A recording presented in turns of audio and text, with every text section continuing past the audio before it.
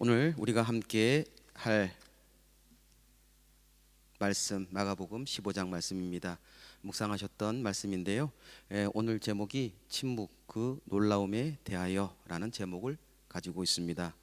이 제목을 보시고 어저께 수요예배 오셨던 분들은 라고 하실 거예요. 어저께 제목 생각나세요? 침묵, 야 그리고 나인이었어요. 제가 어저께 이 말씀 제목 딱 보는 순간 저의 아내와 눈이 딱 마주쳤어요. 이거 뭐지?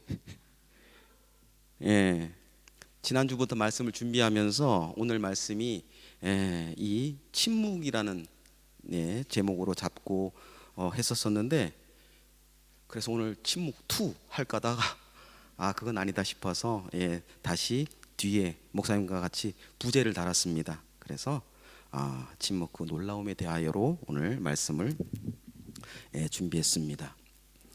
오늘은 침묵에 관한 이야기입니다. 그 놀라움에 관한 이야기입니다. 이제 2024년 사순절 이 마지막 끝자락에 와 있습니다. 고난주간, 그 중에서도 목일 와 있습니다. 보통 우리가 이 사순절 하면 또 특히나 이 고난주간에 들어오면서 내 삶의 중요한 것을 하나씩 내려놓고 절제하면서 이 사순절 예수님의 고난에 동참을 합니다. 어떤 분들은 아침 식사를 굶으시면서 그 시간에 기도하고 그 돈을 모아서 하나님께 드리는 귀한 일들도 있습니다. 어떤 분들은 유튜브나 인터넷을 너무나 거기에 매여 있어서 그것을 절제하면서 그 시간에 말씀과 기도로 하시는 분들도 계십니다. 또는 그것이 힘들면 유튜브 속에서 나오는 그냥 찬양을 틀어놓고 신앙을 더 활력을 넣기도 합니다. 몇 주 전 우리 청소년들에게 물었어요. 우리 청소년들은 어떠한 절제를 하고 이 사순절에 동참을 합니까? 제가 들었던 최고의 답을 우리 친구들에게 들었습니다. 저는 이 사순절 기간 동안 삶의 가장 중요한 것 하나를 절제합니다. 그래서 이 사순절 기간 동안 공부를 절제합니다 라고 하는 최고의 답을 들었습니다. 얼핏 들으면 학생이 공부를 절제한다고 사순절 때, 제가 제일 아끼는 애 중에 하나이기 때문에 뭐라고 말을 못했습니다. 그 이야기는 목사인 저가 이 사순절 기간 동안 말씀과 기도를 절제하고 막 버려놓고 한다는 그러한 뜻도 있을 수 있습니다. 그러한 뉘앙스로 들릴 수가 있습니다. 얼핏 들으면 학생이 최고가 공부인데 그것을 절제하면서까지 학교를 다닌다, 이상하게 들릴 수가 있습니다. 그래서 저도 그날 저녁에 들어가서 곰곰이 생각해 봤어요. 이 친구가 왜 그 대답을 했을까? 학생에게 가장 중요한 건 공부일 텐데 이거를 절제한다. 그러면서 그 뒷면에 있었던 생각을 또 해봤습니다. 그래, 우리 로운이는 그 공부보다 더 중요한 하나님의 말씀과 기도와 신앙을 이 사순절날 매진하려 하는구나 라고 생각을 했습니다. 하지만 이제 사순절이 끝나니 우리 로운이도 공부에 매진하기를 소망합니다. 저 또한 마찬가지였습니다. 저랑 우리 예린이랑 몇 주 전에 이제 우리가 마음을 가다듬고 월요일부터, 저는 커피를 되게 좋아하는데요. 커피를 이제 절제하자. 우리 예린이는 뭐 다른 또 뜻이 있었겠죠. 그런데 그날 목사님 말씀이 무엇을 절제하는 것보다 그 의미와 뜻을 따르는 것이 중요하다라고 해서 우리 목사님 뜻을 따르기로 했습니다.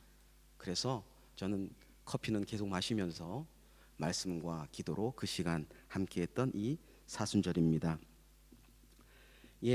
무엇보다도 우리가 내 좋아하는 것 버리는 것, 그것도 중요하지만 내가 하나님 말씀을 옆에 놓고 기도를 늘 함께하는, 그래서 하나님의 그 사랑을 느끼고 고난에 동참하는 그 의미가 더 중요한 사순절입니다.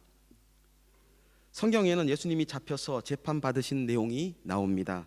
오늘도 마찬가지죠. 이 사복음서를 종합해 보면요, 예수님이 신문 받은 것들이 몇 건 나오는데 6번에 걸쳐 나오고 있습니다. 예수님은 유대인들의 그 종교 재판에 3번이나 불려 섰습니다. 그리고 로마의 정치 재판에도 3번이나 서 계십니다. 총 6번이나 이 재판받는 신문의 자리에 쓰셨습니다. 특별히 오늘 읽었던 이 말씀은 우리는 빌라도의 재판이라고도 합니다. 예수님의 재판이라고도 합니다.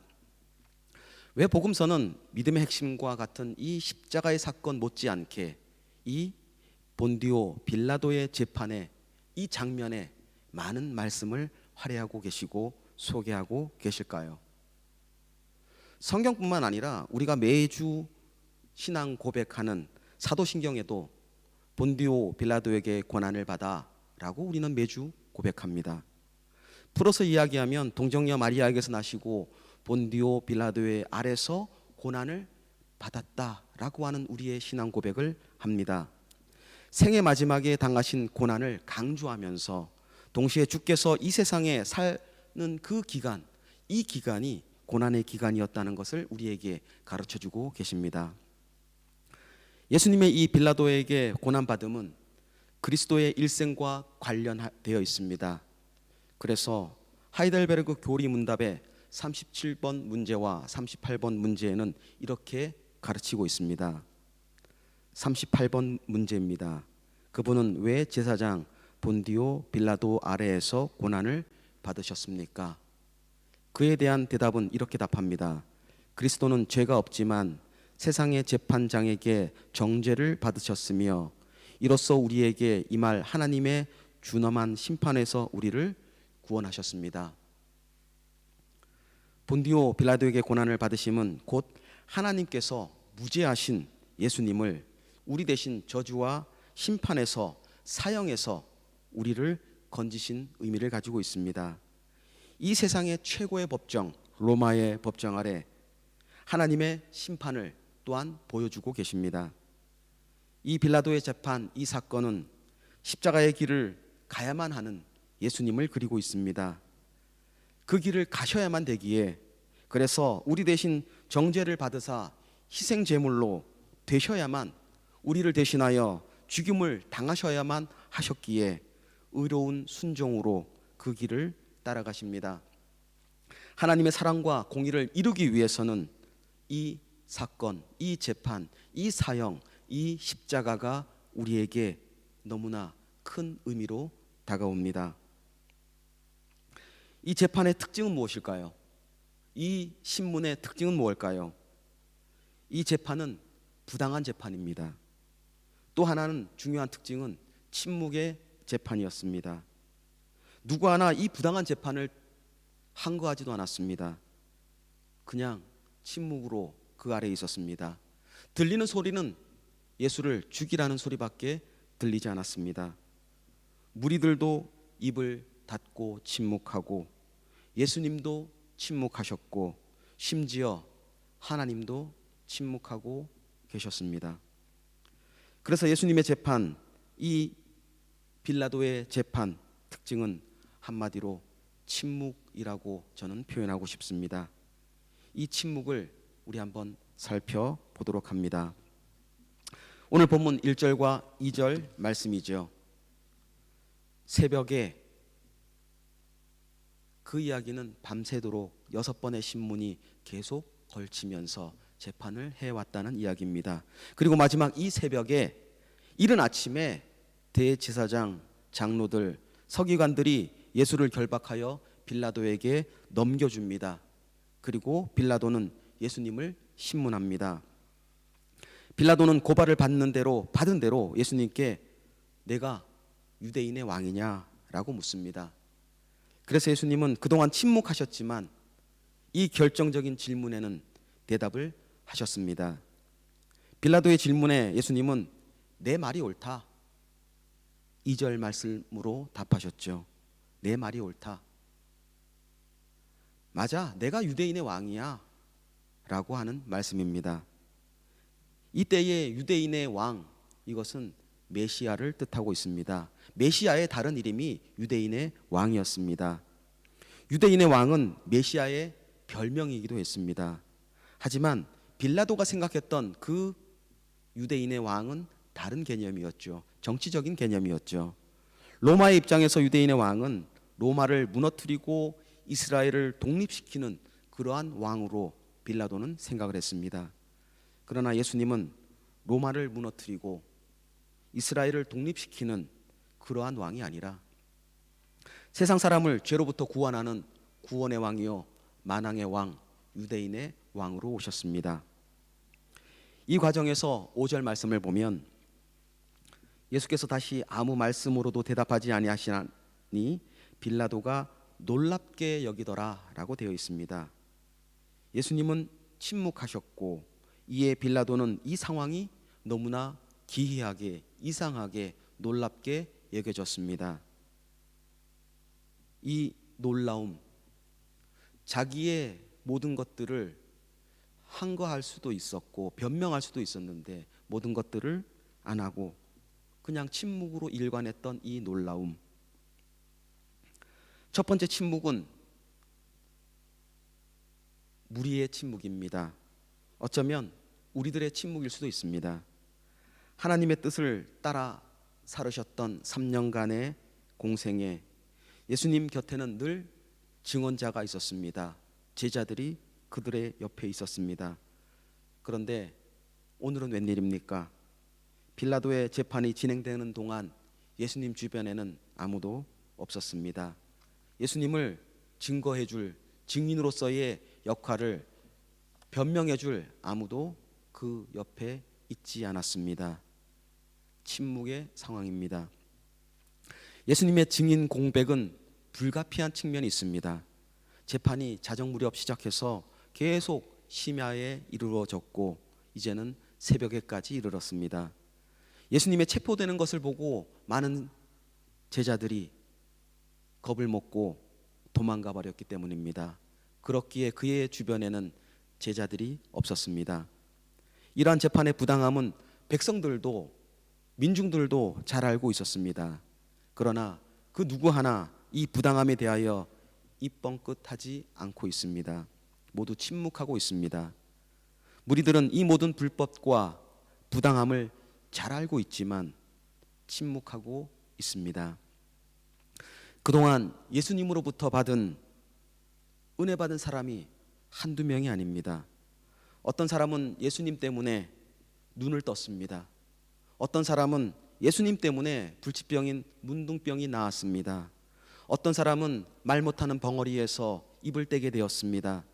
어떤 사람은 중풍병으로 꼼짝하지 못했지만 그는 움직이기 시작했습니다. 예수님 때문에. 어떤 사람은 귀신 들려서 사람 취급도 못 받던 그 사람들이 이제는 예수님 때문에 사회로 돌아왔습니다. 어떤 사람은 죽은 자녀가 예수님 때문에 살아나서 그 가정이 회복되었습니다. 이 얼마나 많은 사람들의 이야기가 예수님 주변에 있었습니까? 예수님께 치유받고 예수님 때문에 가정이 회복되고 근심에서 해방되었던 그 많은 사람들, 그렇게 은혜 받은 사람들 6월절 명절에 모두 예루살렘으로 왔을 겁니다. 그런데 예수님 곁에는 아무도 나타나지 않았습니다. 아니면 예수님을 모른 척 했을 수도 있습니다. 모두 몸조심하고 침묵하고 있을 수 있습니다. 이 무리의 침묵은 무엇을 말해줍니까? 한없이 비겁한 인간을, 우리의 존재를 이야기하고 있습니다. 어떤 부당함에 입을 다물고 있으면 그것 또한 공범자일 수밖에 없습니다. 어떤 부당함에 직접 가담하지 않았지만 그것을 보고도 입을 다물고 있다면 그 불법의 공범자가 맞습니다.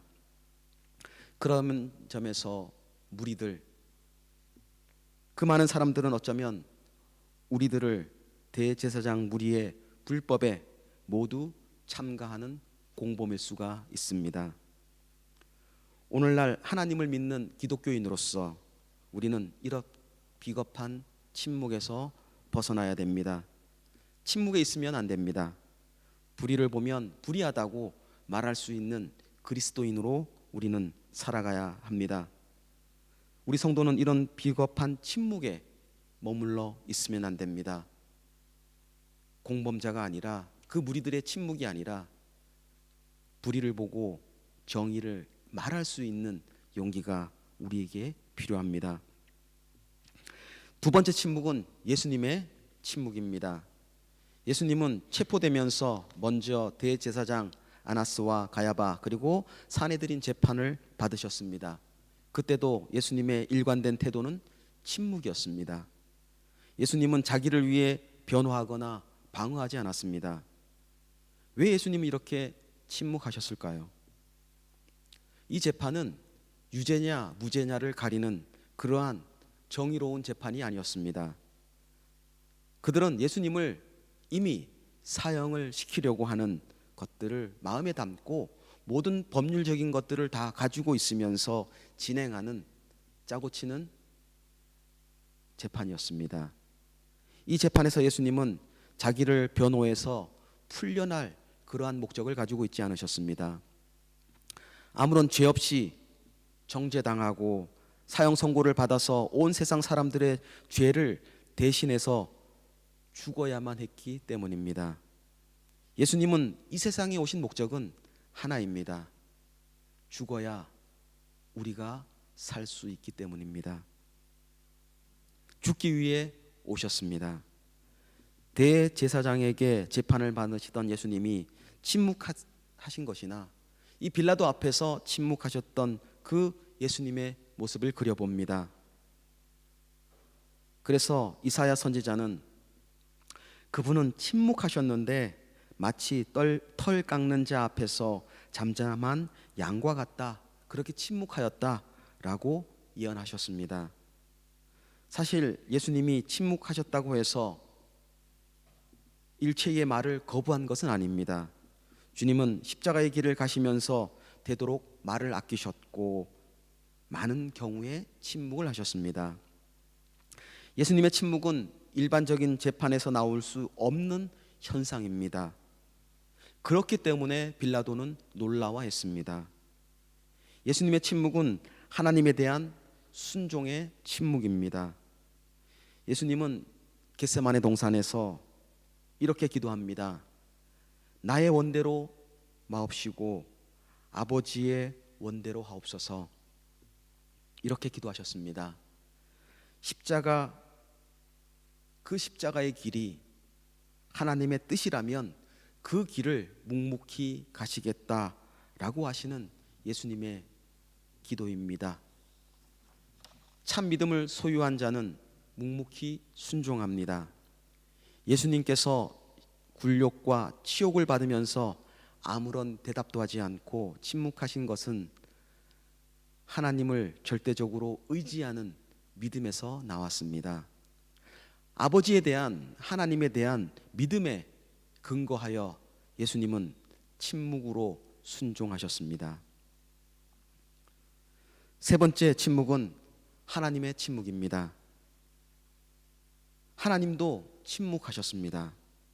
십자가를 등에 지시고 가시는 예수님의 그 고난의 길에 하나님은 철저하게 침묵하셨습니다. 하나님의 침묵은 이미 예수님이 겟세마네 기도를 하실 때부터 시작되었습니다.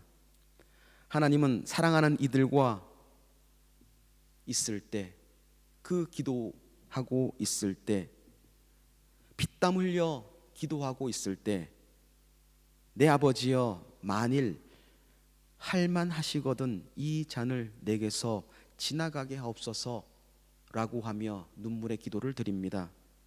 이 기도를 하나님은 침묵으로 일관하셨습니다. 아버지, 내가 이 십자가의 길은 이 길만이 유일한 길입니까? 이 십자가의 죽음의 길만이 유일한 해결책입니까? 다른 방법이 없습니까? 라고 하는 피눈물의 기도였습니다. 그렇다면 하나님이 사랑하는 아들아, 다른 방법이 없다. 이 사랑을 이루려면 십자가의 죽음밖에 없다. 너가 희생을 좀 해야겠다. 너의 희생으로 모든 사람이 구원을 받을 수 있다. 라고 말해 주셨다면, 응답해 주셨다면 얼마나 좋았겠습니까? 그러면 예수님도 더 힘이 나지 않았겠습니까? 그런데 하나님은 이 간절한 기도에도 침묵하셨습니다. 어떻게 보면 정말 매정한 아버지와 같은 모습입니다. 이것은 죄에 관련되어 있기 때문입니다. 우리의 모든 죄를 대속하기 위해서는 그 방법밖에 없었기 때문입니다. 예수님은 하나님의 침묵의 의미가 십자가에서 죽음을 당하는 그것은 확신하고 있었습니다. 십자가의 죽음이 확신이었기 때문에 그 침묵이 대답이 확신이었기에 그 뜻에 순종하셨습니다. 예수님은 하나님의 침묵에 절망한 것이 아니라 믿음으로 반응했습니다. 하나님에 대한 신뢰, 그 믿음이 십자가의 길을 가게 하셨습니다. 때로는 우리가 기도를 하다 보면 간절한 기도를 했건만 하나님은 침묵하는 경험을 하셨을 겁니다. 그러나 이 하나님의 침묵은 거절이 아닙니다. 우리를 싫어서가 아닙니다. 대답해 주기 싫어서가 절대 아닙니다.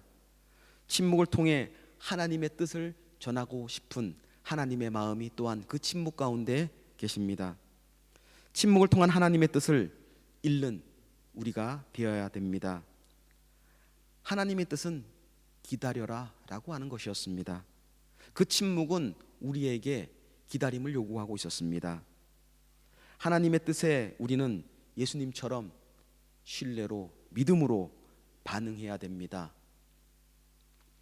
하나님의 침묵은 겟세마네 동산에서 기도로 계속 골고다까지 이어집니다. 예수님은 골고다에서 말로 할 수 없는 조롱과 그 수치를 받으시며 십자가의 길을 가셨습니다.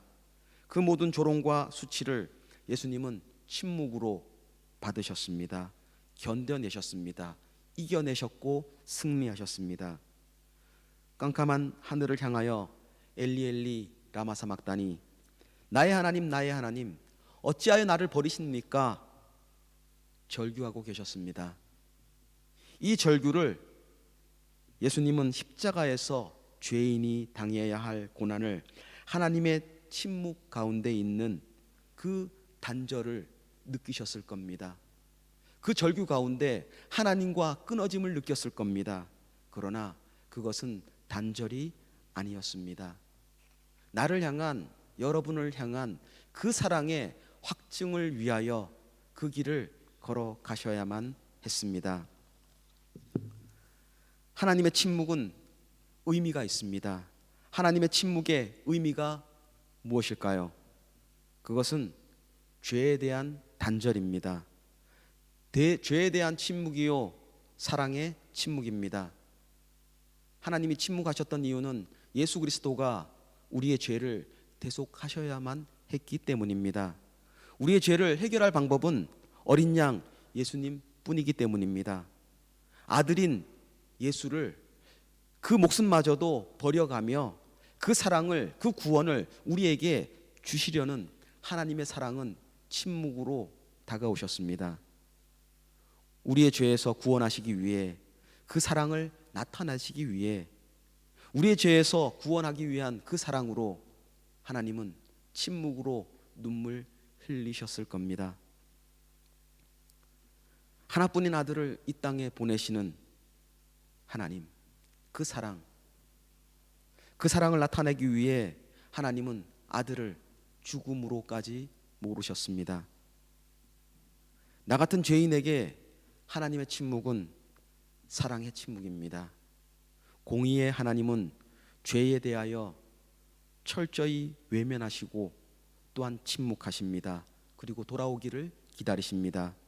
그것이 하나님의 침묵이요 사랑의 침묵입니다. 예수님이 십자가에서 마지막 아담이 되셔서 죄인인 당해야 할 그 고난과 고초를 당할 때 하나님은 외면하지 않으셨습니다. 고통 가운데 있는 아들을 안아주셨을 겁니다. 사랑으로 그를 대해 주셨을 겁니다. 오늘날 우리는 하나님과의 관계가 끊어지지 않기 위해 계속적으로 교제하고 하나님의 말씀을 들을 수 있는 축복을 누리고 있습니다. 이 은혜를 감사하는 저와 여러분이 되시기를 소망합니다.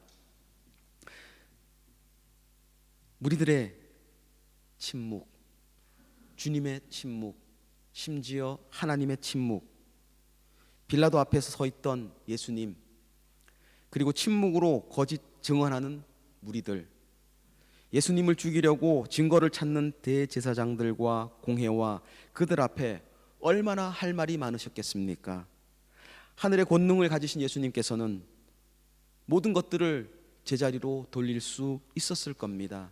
자신의 오해와 자신의 이 모든 것들을 정당함을 이야기하실 수 있었을 겁니다. 그런데 그분은 아무 말도 하지 않으셨습니다. 다만 하나님 뜻에 따르기 위해 오직 하나님의 아들임을 인정하시고 십자가를 짊어지셨습니다. 나는 사실 나를 변호하기에 모든 말을 합니다. 더욱이 신앙생활을 할 때도 마찬가지입니다. 우리는 나를 정당하기 위해 모든 말들을 쏟아붓습니다. 거룩한 삶을 사는 것처럼 가정에서, 직장에서, 또한 친구들 앞에서 얼마나 많은 사람들을 정죄하며 그들을 오해하고 있습니까? 또는 밖으로 말은 안 하지만 우리들 마음속으로, 우리들 속으로 얼마나 미워하며 많은 죄를 짓고 있습니까? 오늘 세상을 향하고 계신 하나님의 그 마음을 전하기를 원합니다. 침묵하지만 그 침묵 속에 있는 순종의 길, 사랑의 길을 함께 느끼는 이 예배가 되기를 원합니다. 십자가를 지시고 침묵으로 걸어가셨던 그 예수님을 묵상하며 오늘도 조금씩, 내일도 조금씩 그 삶을 닮아가는 저와 여러분이 되시기를 소망합니다. 우리 함께